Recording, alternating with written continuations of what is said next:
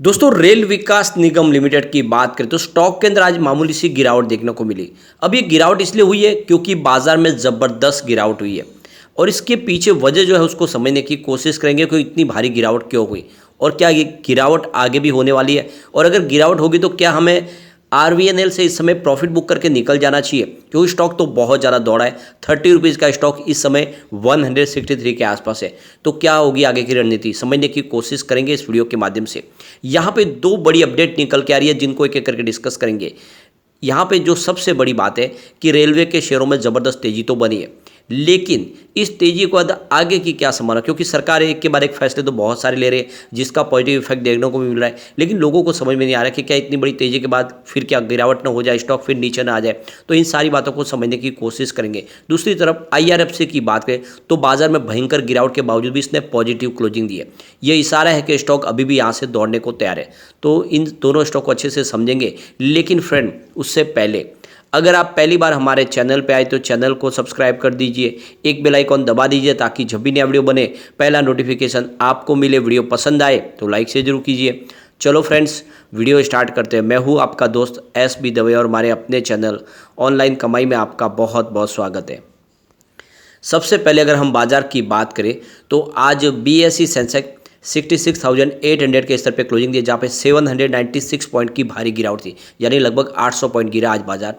1.18% की ज़बरदस्त गिरावट देखने को मिली और एक तरफा गिरावट बनी। आप देख सकते हो कि बाजार की शुरुआत ही निगेटिव हुई और उसके बाद में ये गिरावट और तेज़ी से बढ़ती हुई काफ़ी बड़ी गिरावट में बदल गई, और इसके पीछे वजह है एफआई की भारी बिकवाली और साथ में डीआई ने भी आज बाजार में बिकवाली किया। अगर आप देखें तो आज एफआई ने 15,769 करोड़ का नया इन्वेस्टमेंट किया, लेकिन सामने 18,879 को भी इसकी भारी बिकवाली कर दी, और ये जो बिकवाली का आंकड़ा निकल के आ रहा है वो 3,110 करोड़ है। ये बहुत बड़ा आंकड़ा है, इस महीने में सबसे बड़ा आंकड़ा है। और आप ये देख सकते हो कि इस महीने में इन्होंने करीब 13,927 करोड़ का अपना माल बेचा है, और सिर्फ एक दिन के अंदर ही देखें तो इस 13,000 के अंदर 3,000 का उन्होंने माल बेचा है, और इसने पूरा माहौल बिगाड़ा है। तो कुछ देख सकते हो कि विदेशी निवेशकों ने आज काफ़ी बड़ी बिकवाली की बाजार में और इस वजह से सेंटीमेंट बिगड़े। दूसरी तरफ आज डीआई का साथ भी बाजार को नहीं मिला। आज देखिए 10,052 करोड़ का उन्होंने नया इन्वेस्टमेंट किया, लेकिन सामने 10,625 करोड़ की बिकवाली कर दी। तो उनका जो बिकवाली का आंकड़ा है वो 573 करोड़ निगेटिव बना है, माइनस है। तो इस महीने में अभी फिलहाल उन्होंने 10,209 करोड़ रुपीज़ का खरीदारी की है, लेकिन आज जिस तरह से एफआईडीआई ने बिकवाली की है बाजार में गिरावट तो बननी ही थी। अब इसके पीछे जो रीज़न बन रही है, भारत और कनाडा का बीच में देखें तो एक तरह से माहौल बहुत ज़्यादा मुसीबत वाला हो चुका है।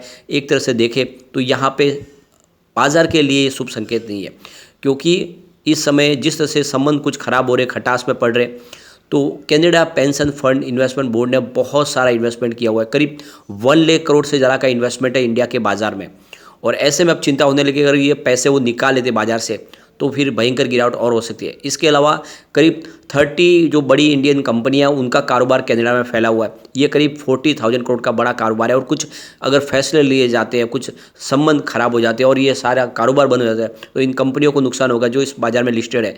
माहौल बिगड़ा और आज भारी गिरावट हुई है, तो ये रीज़न बना है। अब यहाँ पे रेल विकास निगम लिमिटेड की बात करें, स्टॉक की शुरुआत हुई निगेटिव 163 पर, क्लोजिंग थी परसों की 165 के आसपास, इंट्राडे में लेकिन 168 का हाई भी बना।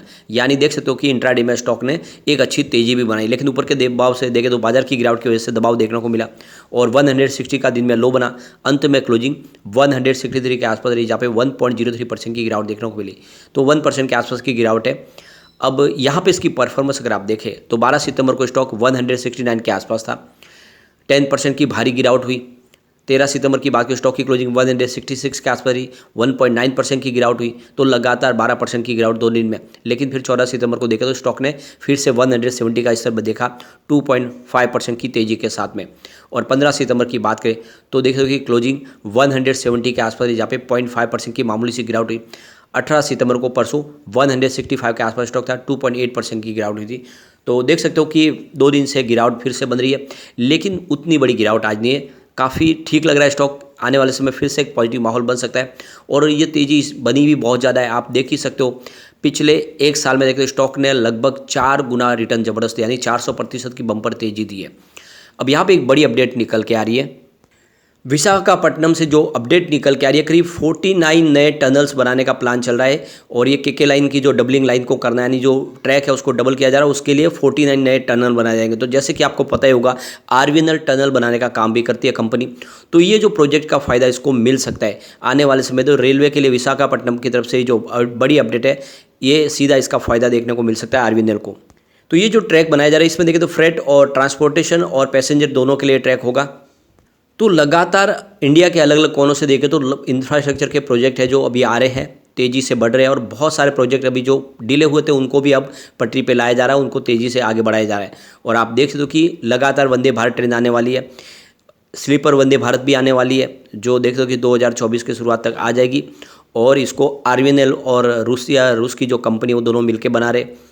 इसके अलावा एक बड़ी अपडेट और निकल के आ रही है, ये देख सकते हो कि जैसे कि आपको पता होगा, इलेक्ट्रिसिटी कंजम्पशन लगातार बढ़ रहा है और आने वाले 2030 तक बहुत ज़बरदस्त इलेक्ट्रिसिटी कंजम्पशन बढ़ेगा। और उसको पूरा करने के लिए फिलहाल विंड एनर्जी और सोलर एनर्जी में उतनी कैपेसिटी नहीं है कि उसको पूरा कर पाए, क्योंकि वहाँ पे काफ़ी ज़्यादा चैलेंजेस रहते हैं।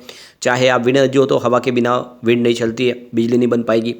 और देख सकते हो कि अंधेरे में सोलर एनर्जी के माध्यम से भी बिजली का निर्माण नहीं होता। और इसी वजह से अभी भी जो पूरा का पूरा दारोमदार है वो कोल बेस्ड पावर प्लांट के ऊपर ही है। और ऐसे में जो कोल की आपूर्ति समय पे पहुंच पाए प्लांट, इसीलिए एक नया कोल कॉरिडोर बनाने की सरकार ने संभावना तलाशी है। तो इंटरनल एनालिसिस की जो राय निकल के आ रही है कि जितने कोल माइंस है वहाँ से सीधा कोल पावर प्लांट तक जो कॉरिडोर बनाया जाए, इस कोल कॉरिडोर के माध्यम से, जहाँ से सिर्फ इन कोयले को ही उस कॉरिडोर के माध्यम से एक जगह से दूसरी जगह पहुँचाया जाए।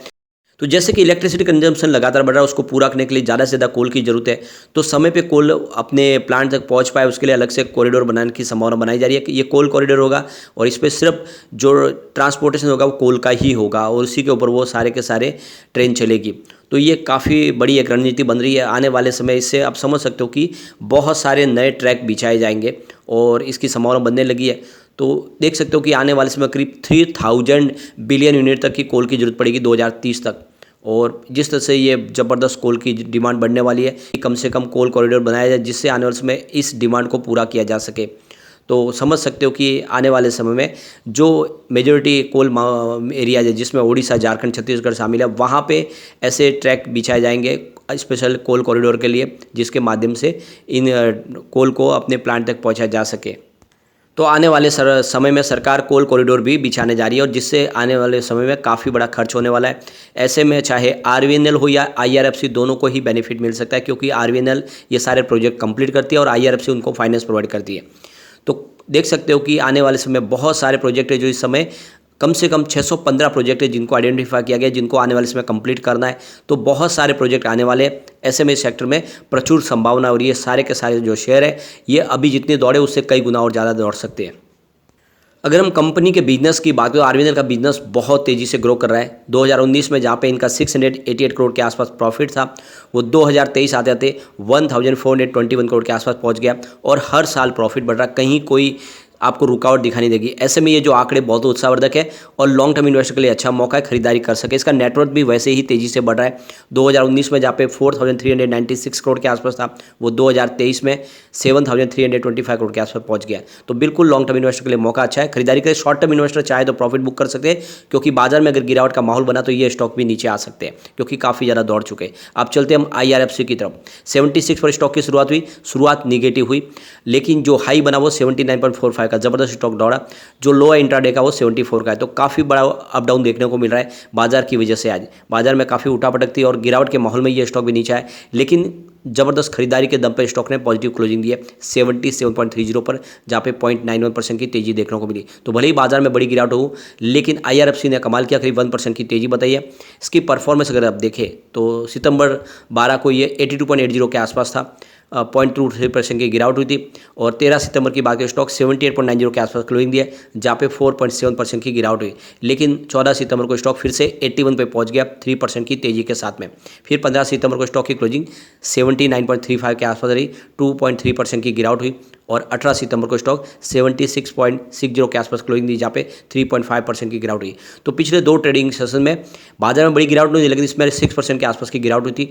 आज वो सारी रिकवरी और आज कम से कम 1% की तेजी देखने को मिली भारी गिरावट के माहौल में। और ये इशारा है कि आने वाले समय स्टॉक कमाल कर सकता है और ये स्टॉक ऐसे है जो आने वाले समय में 4 डिजिट में जा सकते हैं। लेकिन अगर बाजार में गिरावट होगी तो सारे स्टॉक नीचे आएंगे, ऐसे में IRFC भी नीचे आ सकता है। तो short term mid term investor को अच्छा प्रॉफिट मिला तो थोड़ा सा प्रॉफिट बुक कर सकते हैं। लेकिन फ्रेंड, कोई भी इन्वेस्टमेंट करने से पहले अपने फाइनेंशियल एडवाइजर से बड़े ले ले या अपना खुद का रिसर्च करें, क्योंकि मैंने वीडियो आपके एजुकेशनल पर्पज़ के लिए ही बनाया। वीडियो पसंद आए तो लाइक से जो कीजिए और चैनल को सब्सक्राइब कर दीजिए। Thank you friend.